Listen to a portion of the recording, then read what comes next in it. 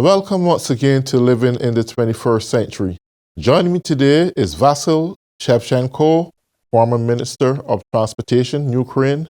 Vasil, it's a pleasure to always have you on the show. Nice to see you, dear friend. Yes. Thank you for having me. Sure, you're more than welcome. So today basically marked the 100th day of this war between Russia and Ukraine. And I am quite sure that Putin is very disappointed at his results up to this moment. Tell me some of the progress that you all would have made since this war started. I can say exactly that now they have occupied 20% Ukraine territory. But this war started isn't 100 days ago, but it started in 2014 when Russia's backed separatists decided to fight against Ukraine army and created so-called republics. And real war, when we can say that all world could see this start this war against Ukraine at the end of February, and now is 101st day. Ukraine fighting against Russia's invader. And I can say that during this time they captured more than 3,500 Ukrainian cities and villages. And now we can say that more than 1,000 cities were liberated by the Ukrainian forces. And after really heavy offensive operations, Russia troops from the east, they were shelling Ukrainian positions really heavy. And the same time, Ukrainian forces liberated more than 20 Ukrainian cities and villages at the south of Ukraine. It means that Ukrainian army fighting against Russian Federation really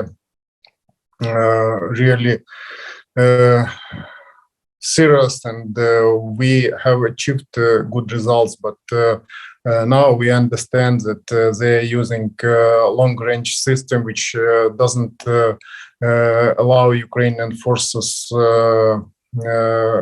eliminate them, to recognize and to eliminate them. But because Ukraine doesn't have a long-range system and doesn't have new technologies, new sophisticated aircrafts, fighters, bomber, storm aircrafts, Ukraine is fighting at Soviet aircrafts which were repaired at Ukrainian plants. And now I can say that Ukrainian forces have eliminated more than 31,000 Russia's soldiers and damaged a lot of Russia's armed vehicle and a lot of tanks. Now Ukraine has eliminated more than 1,000 Russia's tanks and a lot Russia's armed carriers. It's really cruel situation, and Ukrainian forces have losses too. According to the President President of Ukraine lost every day from 16 to 100 soldiers, and about 500 soldiers are wounded every day. And because of it, we understand that this war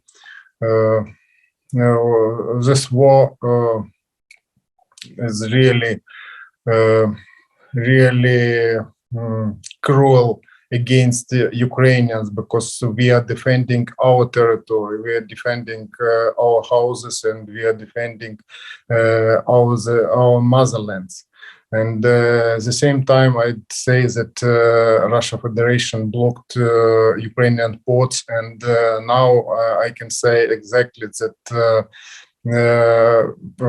Ukraine cannot provide poor countries corns, and cannot provide natural oil.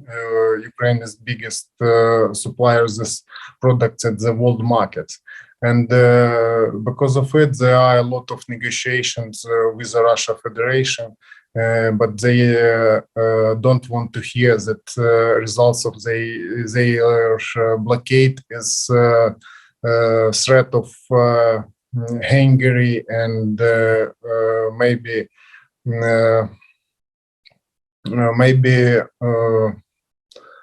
famine in poor countries who depends on supplies products from Ukraine. And now Ukraine is looking for new routes for transporting this cargo, this corns, oil. And we are in cooperation with our European partners, and we are looking for new routes through Black Sea, Romania and Bulgaria. And it's too difficult to rebuild these routes really fast. And because of it, we understand that Russia Federation created this problem for old war, and they tried to blame countries who postponed for them sanctions, that its country is guilty in threat of this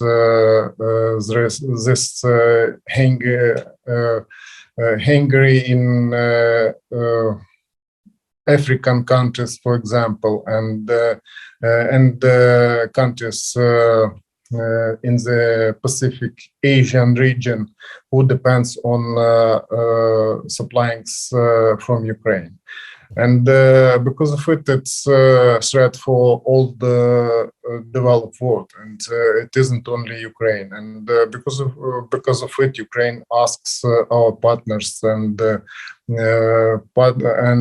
member of the NATO to give Ukraine a long-range system which allow us to eliminate Russia's artillery point who are shelling Ukrainian cities. They are not fighting with Ukrainian army. They are fully eliminating all cities. You can see it according to the picture you could see from the Bucha, Hostomel, and other liberated by Ukrainian army cities. And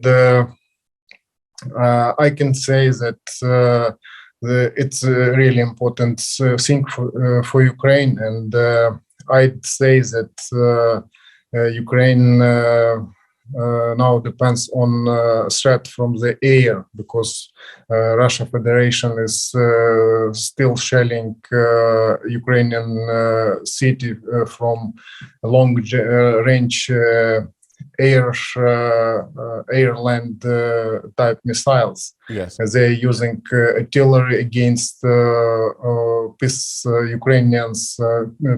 Ukrainians, and they are killing every day civilians. It isn't war with Ukrainian army. It's attempt to eliminate Ukrainians. It's genocide against Ukrainians, and all people around the world understand it and Right. try to speak in and try to help us. We are really thankful every country and every person who help us and who understand us, Right. because One, we are defending our land and we doing our best to defend our motherland. one of the questions I want to ask you, the United President had provided Ukraine with some very impactful resources with long-range capability. How effective is this strategy at this time, crippling the Putin's military from gaining any more success, or any success rather? I'd like to repeat my opinion concerning action of United Nations, and I can say that it's really a big point to try to discuss from this point, because its attempt haven't achieved any results, and I wanted to tell you that when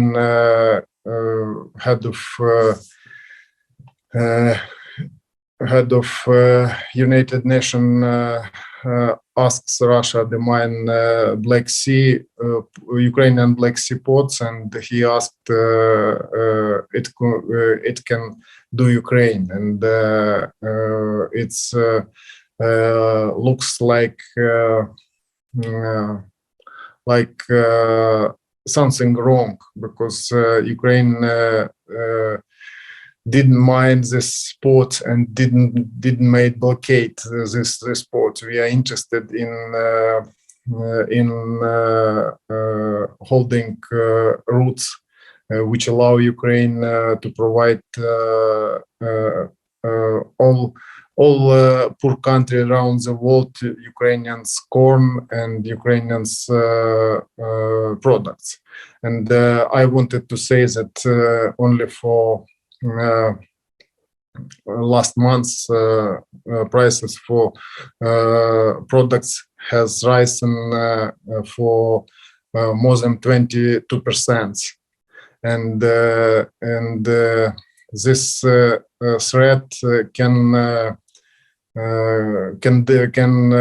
lead to bad results and famine in any countries. Because of it, in the United Nations framework is necessary to start listening this question, and maybe to form special troops which allow to provide shipping Ukrainian goods for world market.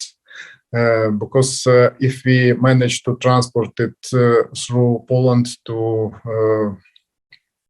Poland's port, it will be these products will be expensive, and for it will pay customers of poor countries. And I can say that this threat now threat for all over the world countries, because we can understand that this false blockage will don't have any reason, and it's threat for humans. And I'd say that Ukraine is looking for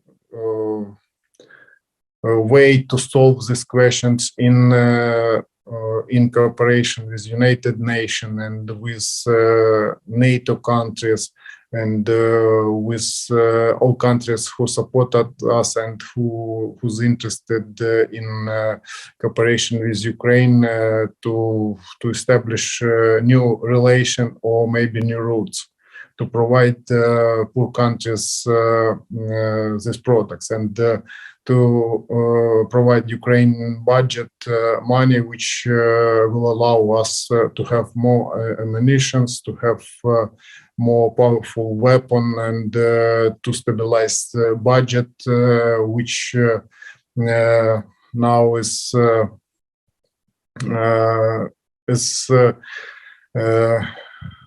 under Russia's threat, and now is budget domestic value product is going down. We have lost more than 30%, and I think it will go, and we would like to stabilize it and to have opportunity to defend our country. At this point, what percentage of Ukraine's territory you believe to be totally destroyed? Yes, it's true, and now there are a lot of calculations which shows that it's hundreds billion damage for Ukraine economy and Ukraine territory infrastructure, and we cannot say exactly how they will eliminate more Ukrainian infrastructure, because as you know, they decided at first to eliminate Ukraine military runways and civilian airports runways. And they were trying to capture Ukrainian airports to storm Kiev capital, and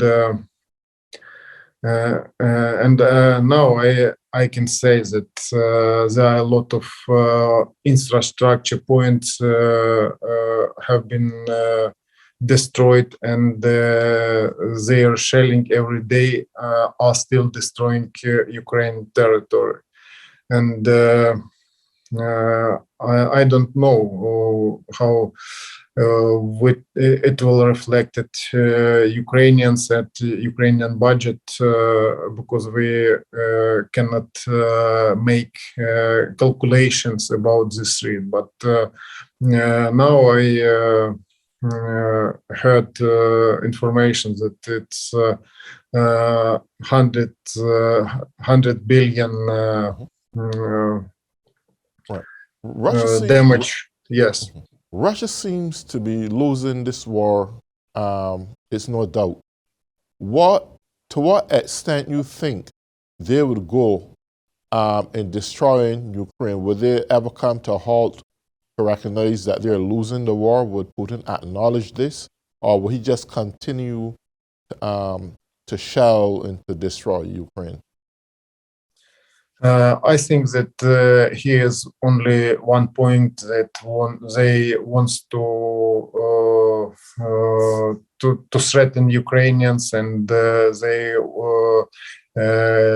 commit genocide against Ukrainian, and they have committed cruelties at the occupied territory, and they want to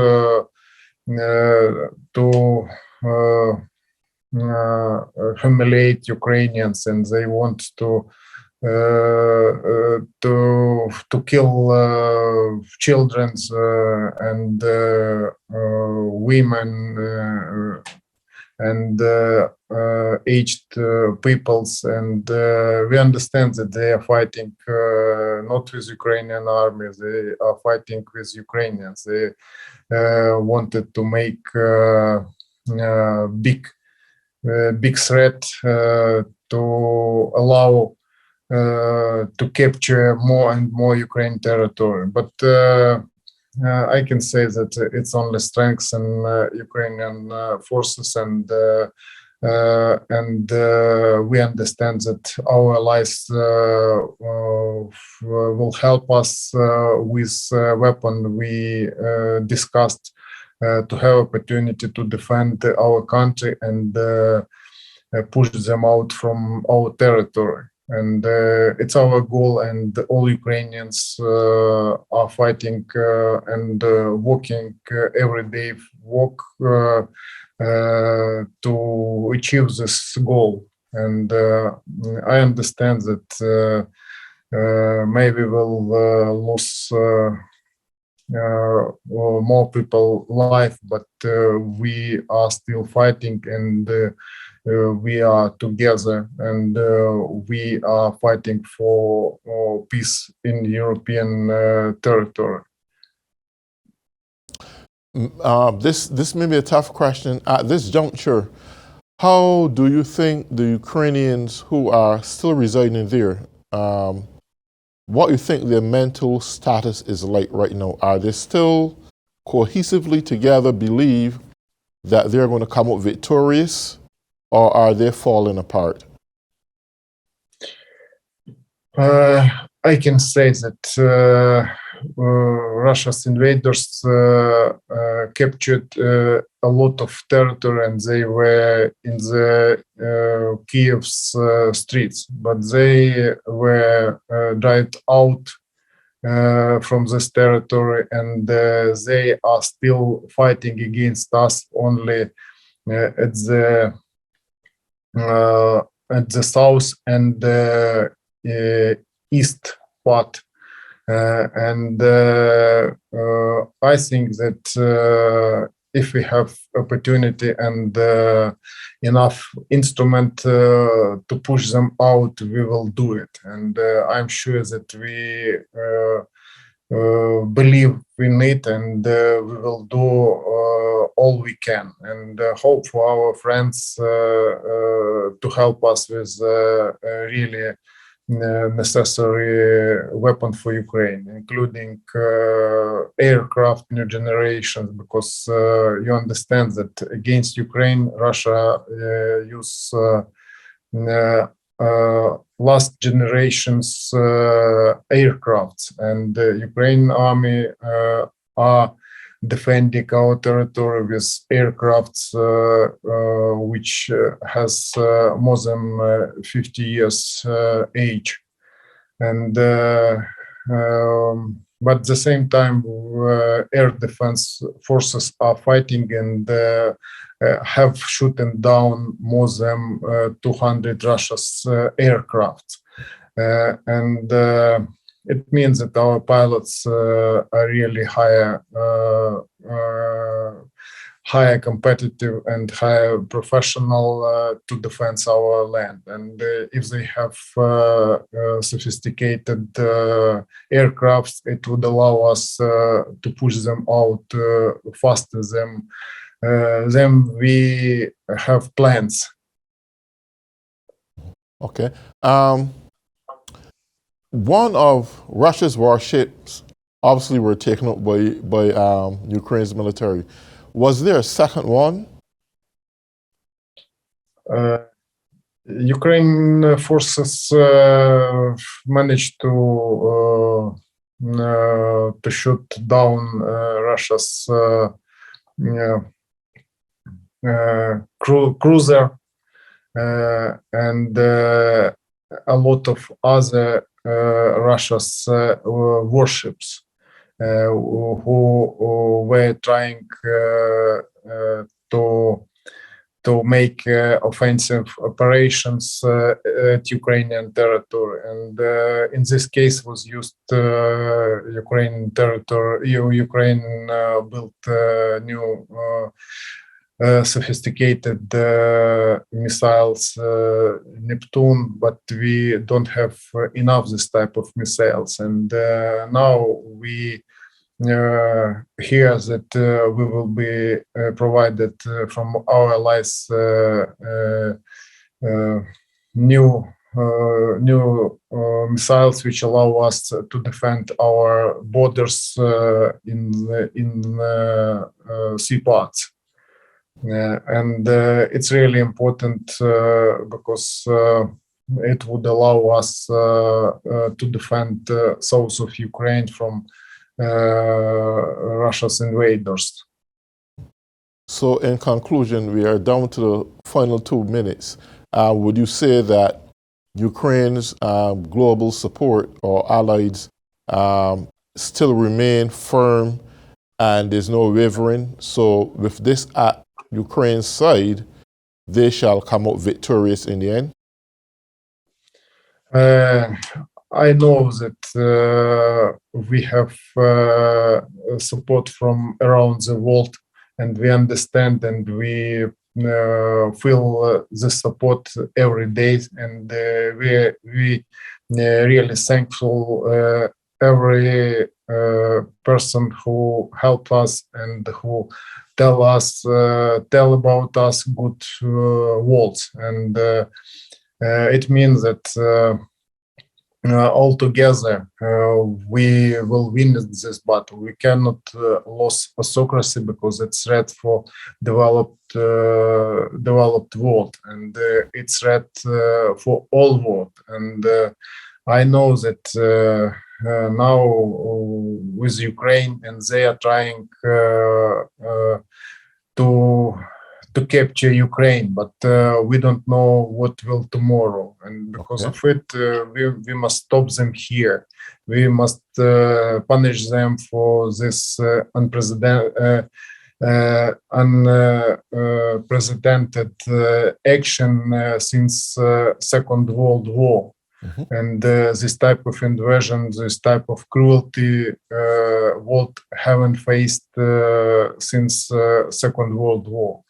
And we can see here that Russia troops, it isn't troops who are fighting with army, and it's troops who are eliminating and killing civilians, children, aged people, women, and this type of war from the ancient time, maybe, and I cannot compare it with the war I know, because it's a really cruel type of war. Yes. Well, Vasil, it's an honor having you on the show again. We have reached the end of our program. I'm sure we will see each other pretty soon. And until then, take good care of yourself. Stay safe. Protect your family. Yeah. And until then, take good care. And I want to thank those for whom be tuning in on Living in the 21st Century. Enjoy your day. Bye-bye.